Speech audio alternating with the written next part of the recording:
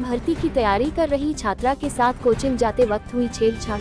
विरोध करने पर छात्रा व परिजनों के साथ हुई मारपीट। पीड़ित परिवार पलायन की कर रहा है बात। अलीगढ़ के थाना हरदुआगंज इलाके के एक गांव में पुलिस की तैयारी कर रही छात्रा के साथ छेड़छाड़ की घटना सामने आई है। पीड़िता व उसके परिजनों द्वारा विरोध करने पर छात्रा व उसके परिवारजनों के साथ घर में घुसकर मारपीट भी की गई है। पीड़ित परिवार ने अब पुलिस से गुहार लगाते हुए मुकदमा दर्ज कराया है।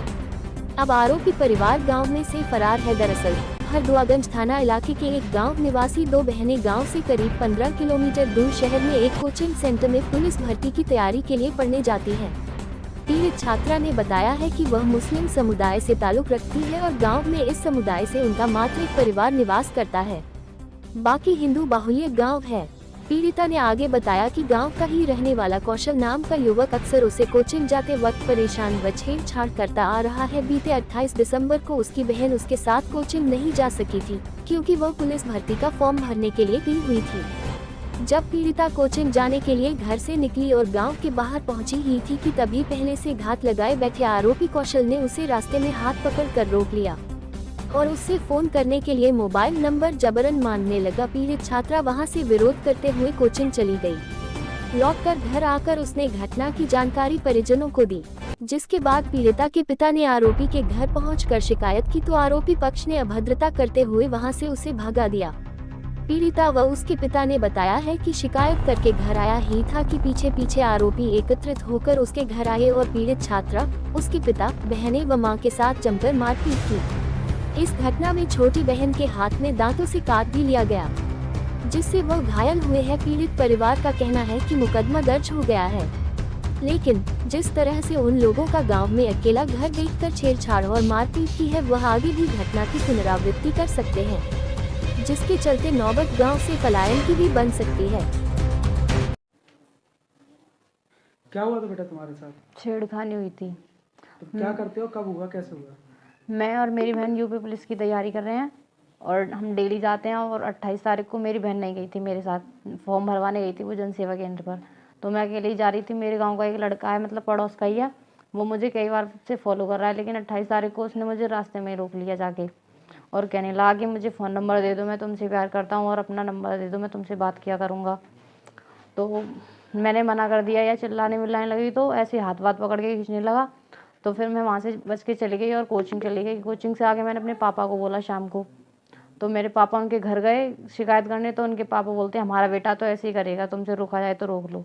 फिर हमारे पापा केले की वजह से आ गए। हमारे पापा जैसे घर में घुसते हैं फिर वो सारे लोग इकट्ठा होकर आ जाते हैं और मारपीट करने लगते हैं और हम सब बहन भाई बचाने में लग गए। तो हमारे बहन भाइयों की चोट भी आई और मेरे बाल पकड़ के गिरा दिया और कहता है कि तूने मेरी घर पे आके शिकायत किया, मैं तुझे मुँह दिखाने लायक नहीं छोड़ूंगा। और मेरे बहन भाइयों के हाथ पे काट लिया और चोट वोट आई और फिर हमने अपना मुकदमा दर्ज कराया था और 2 दिन तक तो कोई कार्रवाई नहीं हुई। आज हुई।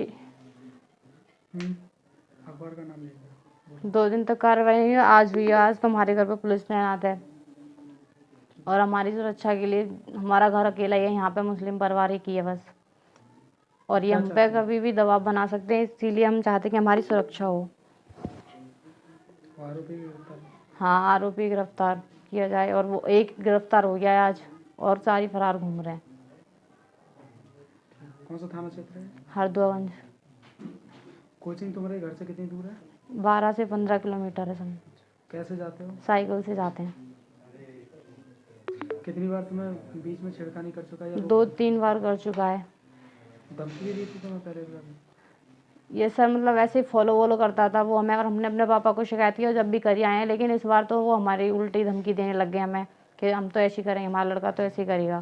तो अब क्या मुकदमा वापस का भी दबाव बन रहा है क्या? जी सर, धमकी तो दे रहे हैं वो। क्या हुआ तुम्हारी बेटी के साथ? मेरी बेटी 28 तारीख को घर से कोचिंग के लिए गई थी। एक बेटी मेरी, 2 बेटी जाती हैं, लेकिन एक बेटी मेरी एमपी पुलिस का फॉर्म भरने गई थी जनसेवा केंद्र के लिए। तो एक बेटी घर से निकली 9:50 पे, यहाँ से 10 बजे करीब वहाँ पहुँची। स्कूल से बाहर, गांव से बाहर स्कूल है, वहाँ पहुँची तो वहाँ पे हमारे पड़ोस का लड़का कौशल कुमार वहाँ पे पहुँचा था, वहाँ पहले से खड़ा था। उसने मेरी बेटी को रोका, जबरदस्ती की उससे कि फ़ोन नंबर दे, तो फ़ोन चलाती है, ये वो है, और मैं तुझसे प्यार करता हूँ। तो मेरी बेटी ने विरोध किया तो उसके हाथ, मतलब कभी हाथ पकड़ के खींच रहा, कभी कुछ करके, तो मेरी बेटी किसी तरह बच के चली गई, कोचिंग गई। वहाँ से कोचिंग करने के बाद घर पे वापस आई तो मेरे को बताया कि पापा ऐसे इस तरीके से मुझे वो लड़का परेशान कर रहा है, इस तरीके से उसने मेरे साथ आज अभद्रता की है। तो मैं अपना उसके घर पे गया, उसके पापा से कहता हूँ मैं, तो उसके पापा से मैं गया तो वहाँ पर सभी लोग मौजूद थे। वहाँ पर टीवी देख रहे थे, वो लोग टीवी देख रहे थे। तो मेरे वहाँ पर गया तो उन्होंने मुझसे गाली गलौज की कि साले आए दिन ऐसी शिकायत लेके आ जाता हमारे पास में, जल हमारा बेटा ऐसे ही करेगा और तुझसे वो सो कर लिए, भागे यहाँ से मारेंगे। मैं वहाँ से अपना उनकी धमकी सुन के मैं डर के मारे भागे आया। चौसा मेरा अकेला परिवार है यहाँ पे।